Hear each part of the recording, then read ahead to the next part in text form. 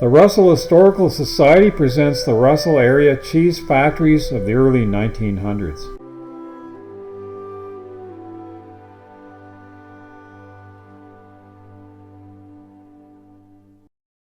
By 1880, with more land cleared and with growing dairy herds on local farms, something had to be done with the surplus milk. As only so much raw milk and butter could be used on the farm, the excess milk had to be made into a product that would keep for months. Cheese seemed to be the perfect solution. By 1906, there were 25 cheese factories in the area around Russell Village. They didn't have refrigeration, so farmers would make daily deliveries of raw milk to their local cheese factory, using milk wagons like the one we have restored and placed in our dairy display from the Kincaid Farm in South Russell. This is a photo of women milking cows on the Ross Farm in North Russell. Women would make butter from the raw milk in small churns. The excess milk was taken twice daily to the local cheddar cheese factory. Cheese-making season lasted from May to October as cows freshened in the spring, produced milk through the summer and fall, and then dried up during the winter. Cheese accounted for 35% of the farmer's annual revenue. The museum has a wooden butter churn used to make cream and a milking machine.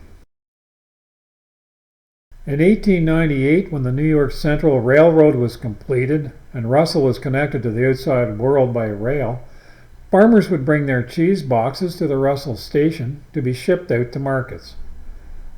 In those days, milk wasn't pasteurized, so in order to kill the bacteria, the cheese had to be cured for 2 months for mild cheese.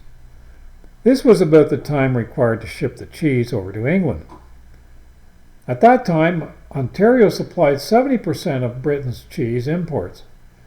Cheese was a staple source of protein in the English working class lunch. In the late 1800s, cheddar cheese was second only to timber in Canadian exports.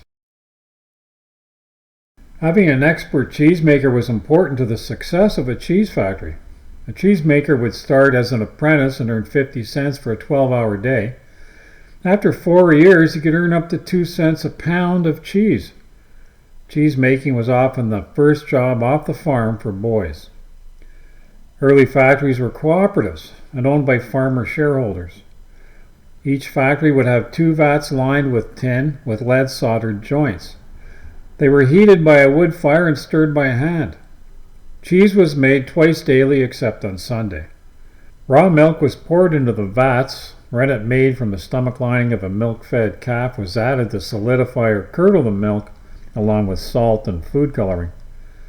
900 pounds of milk would make 90 pounds of cheese, enough to press into one round box. The Fairbanks Cheese Factory was built by J.R. Carskadden at the corner of Wade Road and Route 400 on the Tace Wade Farm. Farmers would bring 30-gallon factory cans full of raw milk from the farm and take home liquid whey, the only byproduct of the cheese-making process, to feed to their hogs. The link between raising hogs and cheese-making was common and provided a much-needed balance in revenue in times of low cheese prices. Hog sales were often earmarked by the farmer for paying the taxes, and cheese sales for paying the mortgage. The Riverside Cheese Factory was built by William Petrie around 1895 at the current site of Russell Public School on Mill Street. The cheese factory was the daily hangout for the local farmers and the center of the economy. As farmers waited to deliver their milk, they caught up on each other's business and the local gossip. The White Star Cheese Factory was built in 1885 by Robert Long and Jake Pillar on the Forest Road at Route 200 across from the Loyal Orange Lodge. In 1891, the price of cheese averaged about 10 cents a pound. After paying the manufacturing expenses, the farmer would receive about 70 cents per 100 pounds of his raw milk. One of the larger farmer stakeholders might receive a total of $160 for his entire summer work of milking cows. By 1918, at the height of production, and with the very popular Dan McGregor as cheesemaker, The White Star Cheese Factory had 29 regular stakeholders bringing in their milk. The Spring Hill No. 1 Cheese Factory was built by Albert Harrington in 1884 on Route 100 between North Russell Road and Eadie Road. This factory was destroyed by fire in 1926. Spring Hill No. 2, also known as the Pana Cheese Factory, was also built by Albert Harrington in 1899 at the corner of Hamilton Road and Route 100. This is a photo of the Marvelville Cheese Factory that opened in 1896. Once a year they would have a shareholders meeting that all the members would attend. This photo was probably taken at one of those meetings. When the Canada Milk Products Plant No. 6 opened beside the Russell train station in 1919, the cheese factories in the immediate vicinity of Russell Village started closing down. With the higher prices they paid farmers for their raw milk, the small cheese factories could not compete. In the heyday of Ontario cheddar cheese, there were 1,242 cheese factories across the province, exporting 200 million pounds of cheese per year.